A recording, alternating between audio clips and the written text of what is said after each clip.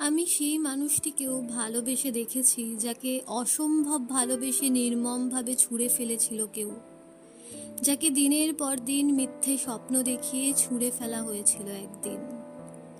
এই মানুষগুলো যারা কেবল অবহেলিত হয়েছিল, তারা কাউকে কষ্ট দিতে পারে না, কারণ তারা জানে বিচ্ছেদের বা অবহেলিত হওয়ার যন্ত্রণাটা ঠিক কী। এমনটাই ভাবনা ছিল আমার। শেষে কিনা সেই মানুষটিকেও আমায় ছেড়ে যেতে দেখেছি। এরপর রাগ না, রাগ ঠিক নয়, শুধুই অভিমান পুষে রেখেছি। যদিও অভিমান করতেও যে অধিকার লাগে তা আছে কিনা আমার জানা নেই। শুধু এটুকুই জানি, যার ওপর অধিকার নেই তার ওপর অভিমান করাটাও যে বোকামি।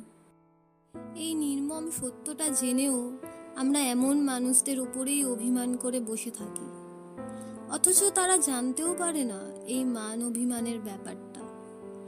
তবুও নিভৃতে মানুষটার ওপর এক আকাশ সমান অভিমান জমে থাকে। কি অদ্ভুত, তাই না?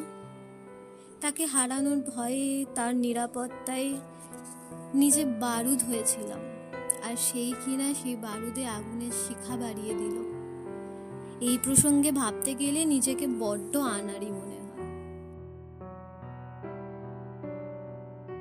এরপর অভিযোগ তুলে রেখে একবার তার জায়গা থেকে দেখতে গিয়ে খেয়াল করেছি, যে ঝড়ের হাত থেকে তাকে বাঁচাতে চেয়েছি, সেই ঝড় তো ছিলাম আমি নিজেই। আঁচড় লাগার ভয়ে তার মনকে আগলে রাখতে গিয়ে হয়তো তাকে পুড়িয়েছি। জানি না এই নক্ষত্রের তলায় দাঁড়িয়ে আর কি বা চাইতে পারি, কি বা ভাবতে পারি।